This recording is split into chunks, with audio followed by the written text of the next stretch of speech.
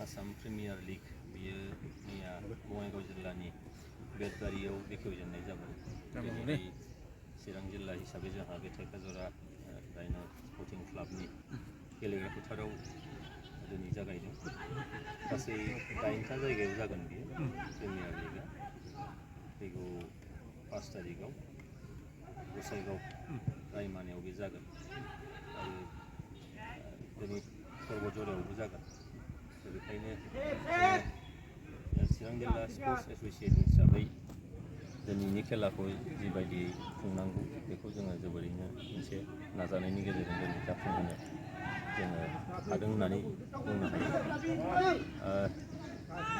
आरो दिनैहाय फुटबला थांनाय बिटिआर सुक्तिनि उनाव जि मोनसे नैबे ओनसोला सान्थि फैबाय, बे सान्थि फैनायनिफ्राय जों नुदों जे जोंनि फोथारफ्रा जेराव सामथाइ दुनो लाबायमोन, हाग्रा दुनो लाबायमोन, बेनिफ्राय देग्लाय बोसोरसेयाव आं बिदि खोनायाखै जे थांनाय माखासे समाव बेबायदि कम्पिटिसन गैयैखाय हांसोनि बेदरनि माबा माबि खेलाया जोबोद जासोगारदोंमोन। खिन्थु बे बोसोरसेयाव आङो बिदिखौ नुवाखैमोन। बियो जोंनि थाखाय जोबोद मोजां लैखोन।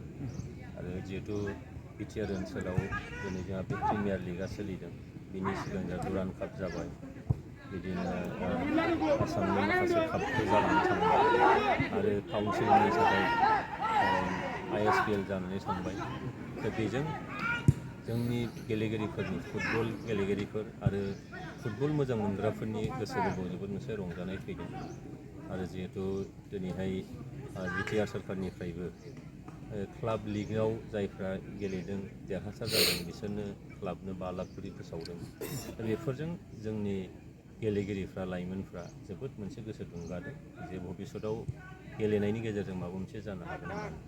आरो नैबे आसाम स्टेट प्रिमियार लिग, बे लिगनि गेजेरजोंबो आं सानो जे चिरां जिल्लायाव फुटबल बा जोंनि बिटिआर ओनसोलाव फुटबलनि मोनसे जावरिखांनाय दंखायो।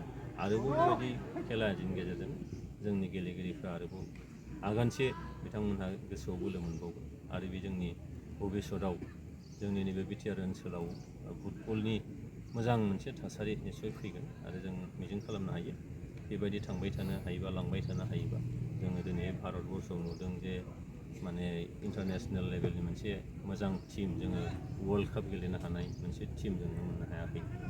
जोंनि नैबे ओनसोलनिफ्राय निस्सय बे टिमनि सासे सानै गेलेगिरिफोर ओंखारहैगोनाबो बियो माने गोमोथाव बाथ्रा नङा। बे जि ओनसोल नाङैनो जिथु सान्थिया फैबाय, रावनिबो गोसो गोरबोआव गिनाय मेवनाय बे बाथ्रानि खोथा गैला।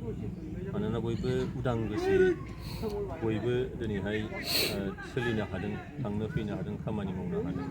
जेब्ला मानसिनाव मोनसे प्रेसार फैयो जे माखौबा लानानै गिनाय, माखौबा लानानै संखिनाय, अब्ला बेनाव अट'मेटिकेलि बे सिचुवेसननि थाखाय जेब्लाबो माने काउन्टार होनो थाखाय रेडि जानानै थायो।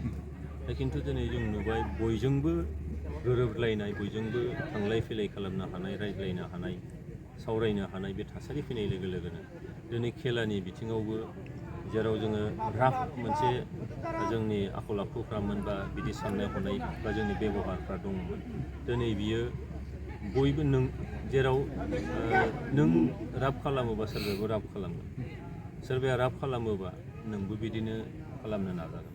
दा बे थासारिया गैयैखायनो दिनै बयनिबो गोसो गोरबोआव गेवलांसारनाय मोनसे मुड फैबाय, गेवलांसारनाय मोनसे थासारि फैबाय, जायनि थाखायनो बे परिस्थितिखौ फैदों होननानै आं सानो।